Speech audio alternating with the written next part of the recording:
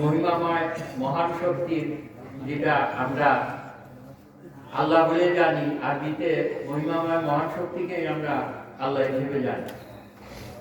তাই আল্লাহর উপরে আমি পূর্ণ আস্থা জানাই এবং তার কাছে সাহায্য কামনা করে আমি আমার কথাগুলো শুরু করব। তার আগে এখানে যারা আমরা উপস্থিত আছি, বিশ্ব শান্তিকামী ছাত্র সমাজের সদস্যবৃন্দ এবং পর্দার অন্তরালে যেসব মা বোনরা আমাদের এই কথাগুলো শুনতেছেন, প্রত্যেকের প্রতি আমার সালাম এবং মোবারকবাদ জানাই আমার কথাগুলো আমি শুরু করতে চাচ্ছি। আজকে যে দরবারের উপর দাঁড়ায় আমরা কথাগুলো বলতেছি, এই দরবারের প্রতিষ্ঠাতা ছিলেন আব্দুল মান্নান। এই কথাটা ওনার বইতে লেখছেন আব্দুল মান্নান, কিন্তু আমরা শ্রদ্ধার সাথে আমরা তাকে মূল্যায়ন করছি যে কতখানি জ্ঞানী ব্যক্তি ছিলেন এবং কতখানি সম্মানের লোক ছিলেন। উনি কিন্তু নিজেকে কোনো সময় সম্মান দেন নাই, উনি এই ধরনের কোনো কথাই লেখেন নাই। তাই আজকে আমরা উনি প্রত্যেকটা মানুষের সাথে বাবাজি ছাড়া কথা বলেন। তাই আজকে আমরা বলবো যে আজকে এই দরবারটা যিনি প্রতিষ্ঠা করছেন, সে সময় ঘোর অন্ধকারের একটা সময় 50-এর দশকের পরে 52 সালে সম্ভবত এই দরবারটা উনি প্রতিষ্ঠিত করেন। এখানে 62 সালে উনি এই দরবারটা প্রতিষ্ঠা করেন এবং মাতৃভাষায় কোরআনকে গবেষণা করা উনি শুরু করেন। সেই দরবার নাম দিচ্ছেন কি উনি? সত্যের দরবার শরীফ। তাহলে আমরা সত্য বলতে কি বুঝি?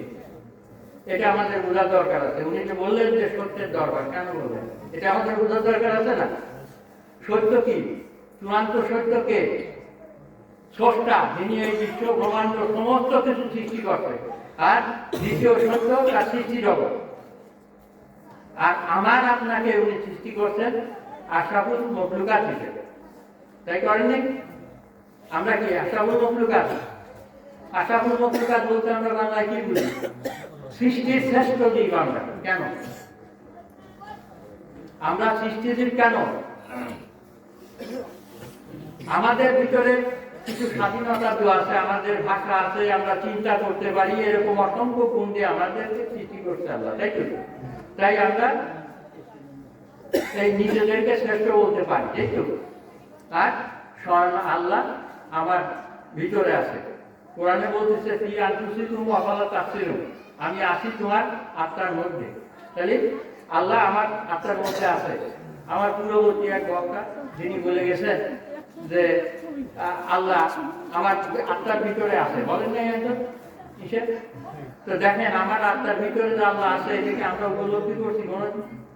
আজকে জেনারেল হুজুররা যারা আছেন তারা বলেন যে আল্লাহ 7 আসমানের উপরে থাকে, তাও আবার কি জেনটার উপরে 7 আসমানের উপরে আরো সে মওলা গিয়ে বসে থাকে। ঘটনা কি তাই? ঘটনা যদি তাই হতো, তাহলে আল্লাহ সমস্ত বিশ্ব ব্রহ্মাণ্ড কি করে চালাতেন? যদি আমরা বলি যে উনি ফেরেশতা দিয়ে চালান, আলোক সমাজের ধারণা ঠিক এই ধরনের যে উনি ফেরেশতা দিয়ে চালান, তাই তো? কিন্তু আদম সৃষ্টি করার সময় তো ফেরেশতাটা আপনাকে উপঢৌকন হিসেবে দেওয়া হয়েছে প্রত্যেকটা মানুষকে। আপনারা দেখেন না? আল্লাহ আদমকে সৃষ্টি করে ফেরেশতাদের বললো যে সিজদা করো, আদমকে সিজদা করো। প্রত্যেকেই সিজদা করলো, একমাত্র ইবলিস কিন্তু করেনি। করছিল? ইবলিসের মনের ভিতরে অহংকার হয়েছিল, সে অহংকার করে করে নাই। তার কারণ আদম মাটির সৃষ্টি আর জিন জাতির সৃষ্টি ছিল, আগুনের সৃষ্টি ছিল ইবলিস। এই জন্য সে অহংকার করে সিজদা করে নাই। যাকে আমরা বুঝলাম আজকে কি করলো, সেই ইবলিসের যে ক্ষমতাটা দেওয়া হয়েছে, আমার পূর্ববর্তী বক্তা হয়তো সেটা বলছে। কিন্তু দেখেন আজকে এই দরবারের শিক্ষাটা আমরা কি পাচ্ছি? এই শিক্ষাটা আমাদের প্রয়োজন। একটা মানুষ কিভাবে সংক্ষেপে, আজকে আপনার কোরআনে আছে 6666 আয়াত, এটি আমরা জানি না। 3 লক্ষ 3.5 লক্ষ হাদিস আছে। এটিকে আমাদের পক্ষে জানা এবং ওই যে অনুযায়ী কর্ম করা কি আমাদের পক্ষে সম্ভব? কোনো মানুষের পক্ষে সম্ভব না। কিন্তু এই দরবারের যিনি প্রতিষ্ঠাতা হযরত মান্নান নাসিরুল হুলুল্লাহ, উনি কি করছেন? মাত্র 46টা আয়াতের ভিতরে বিষয়বস্তু ভিত্তিক শিক্ষা, বিষয়বস্তু ভিত্তিক এই শিক্ষাটাকে বলা হয় কোরআনের ভাষা, আরবি ভাষায় বলা হয় উসুল ভিত্তিক শিক্ষা। উনি বললেন কি? উসুল দিয়ে আমাদেরকে শিক্ষা দিলেন একটা মানুষ কিভাবে পবিত্র হয়, আমার ছোট ভাই বকুল সাহেব খুব সুন্দরভাবে হয়তো বুঝাইছে। প্রথমত আপনারা দেখেন প্রত্যেকটা মানুষের কাছে দুইটা দিক আছে, একটা ভালোর দিক, একটা খারাপের দিক, একটা মন্দ, একটা ভালো, তাই তো? একটা ধর্ম, একটা অধর্ম। এখন এখন চিন্তা করেন আমরা কোন পথে চলবো। এটাতে তো ঠেকাই যায়নি, আমার স্বাধীনতা আছে, আমি খারাপও চলতে পারি, ভালো চলতে পারি, পারিনি আমরা? কিন্তু আল্লাহ নিষেধ করছে কলমার ভিতরে লা ইলাহা ইল্লাল্লাহু মুহাম্মাদুর রাসূলুল্লাহ। আজকে পৃথিবীর যে কোনো একটা মানুষ নিয়ে আসেন তো দেখি দুইটা জিনিস তার আছে কি? আছে না নাই? একটা হিন্দু আনেন, বৌদ্ধ আনেন, যেহেতু আল্লাহ হিন্দু, বৌদ্ধ, খ্রিস্টান, ইহুদি বলে কিছু সৃষ্টি করেন না। আল্লাহ সৃষ্টি করছে কি? খালাকাল ইনসান ইয়া আইয়ুহান নাস ইয়া বনি আদম, আদম সন্তান, মানুষ এবং মানব, এই আল্লাহ সৃষ্টি করে, তাই তো? তাহলে একই জিনিস নাকি? সারা বিশ্বময় একই জিনিস আছে না? তাহলে আল্লাহর আইন কয়টা থাকবে, ধর্ম কয়টা থাকবে? আপনি কি আপনার ধর্মটা চেনেন? আমি কি আপনার ধর্মটা চিনি? আজ পর্যন্ত যারা এই যে আলেম ওলামারা যারা ওয়াজ করতেছে, ওয়াজ করার জন্য আপনাদের বলতেছে, দেখতেছেন যে কত কিছু কিস্তা কাহিনী দিয়ে আপনাদেরকে বোঝানোর চেষ্টা করতেছে, কেউ কি বোঝাইছে ধর্ম জিনিসটাকে?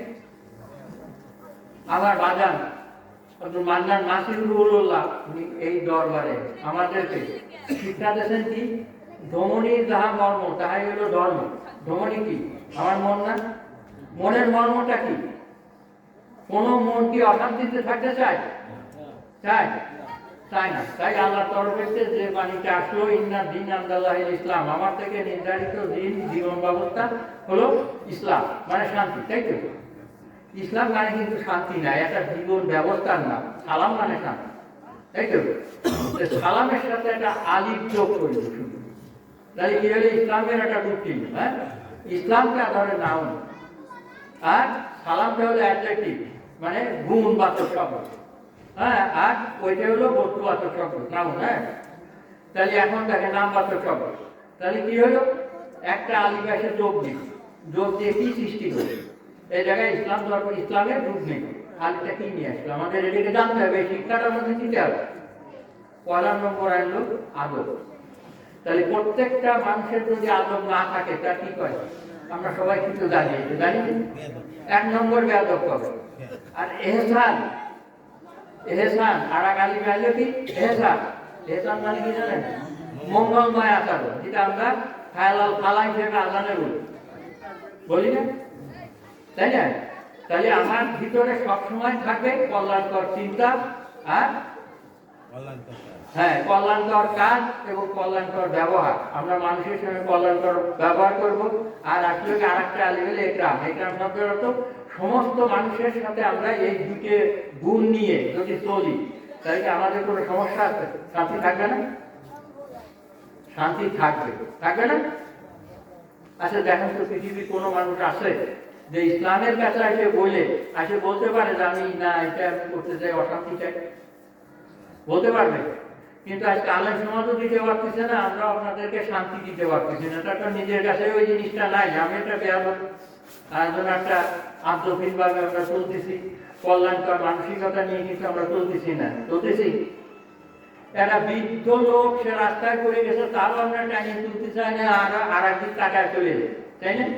রাস্তায় একটা ডাল ধরে আমরা সরাচ্ছি না, এটা পয়সা লাগে। হ্যাঁ, একটা সমস্যা হয়েছে, যে সমস্যার কারণে দেখতেছে গাড়ি ঘোড়া চলতেছে না, সেটা আমরা তারাই দিতে পারি, পারি না? তাহলে এই যে মানসিকতা, এই শিক্ষাগুলো তো আমাদের কোনো ধর্মগুরুরা দেন নাই। যে শিক্ষাটা পাইছি আমরা এই সত্যের দরবার, এই দরবার এসে ইনি এখানে কি করে গেছেন? উনি কোরআন গবেষণা করছেন। কোরআন গবেষণা করে এলমে ফোরকানের দলিলে উনি সামান্য কয়টা শব্দের মধ্যে, কয়টা আয়াতের মধ্যে দিয়ে বিশ্ব মানুষের জন্য একটা কল্যাণকর জীবন ব্যবস্থা উনি দিয়ে গেছেন, যেটা আমরা উপলব্ধি করছি। এতে আপনি যদি মনে করেন যে আমার হুজুরির ইচ্ছায় আমি বেসতে চলে যাবো, অনেকের হুজুরির দোয়ায় চলে যাবো, একজন হাফেজ পড়াইতে আমার 2000 পার করে দেবে, এই কথাগুলো সম্পূর্ণ ভুল। কোরআন এই জায়গা বলেছে, হ্যাঁ, ওয়াটাকু ইয়ামা এরকম একটা আয়াত আছে, লাজা তাফসিলা নাফসিনা নাফসুন সাইয়া, মানে একাত্তর কোনো উপকার করতে পারবে না। তাহলে আপনার কে থাকে? আপনি পরের ক্ষেতের ফসল আইনে নিজে খায় বাঁচতে পারবেন না, নিজে পরিশ্রম করে করতে হবে। আপনার সোয়াব আছে, যা আছে সব আপনার নিজে অর্জন করে নিতে হবে। এছাড়া কি পারবেন? পারবেন না। সময় নাই আজকে। সময় থাকলে হয়তো আমি দাঁড় করায় দেখা দিতাম একটা মানুষ কি করে সে দোজখে যাবে আর কি করে বেঁচতে থাকে। এটা তার নিজস্ব কর্মের ফলে সে দোজখে যাবে, আর নিজস্ব কর্মের ফলে সে বেঁচতে যেতে পারে। তাছাড়া কি আর পারবে? কিন্তু এইরকম আজকে দেখেন, এই দরবারটা সত্যের দরবার। পৃথিবী ঘুরে সব জায়গায় ঘুরে দেখেন, সত্যের নাই। চূড়ান্ত সত্য বলতে যে জিনিসটা, সেই জিনিসটার কোনো দরবারেই আপনার প্রচার করা হচ্ছে না। এই দরবারে প্রচার করতেছে। সুতরাং আপনারা এই দরবারের উপরে একটু গুরুত্ব দেন, এইখানে আসেন, নিজস্ব মত প্রকাশ করেন। এইটা একমাত্র কোরআন ভিত্তিক আলোচনা এখানে হয়, আর কোথাও হয় কিনা আমার মনে হয় না। এই কারণে এবং মাতৃভাষা, আমরা নিজের ভাষায় কোরআনকে, এখানে কোরআনের শিক্ষাটা আমরা যার কাছ থেকে পাইছি আমাদের বাবাজি, এই বাবাজির সেই শিক্ষাটাই আমরা আপনাদের কাছে তুলে ধরি।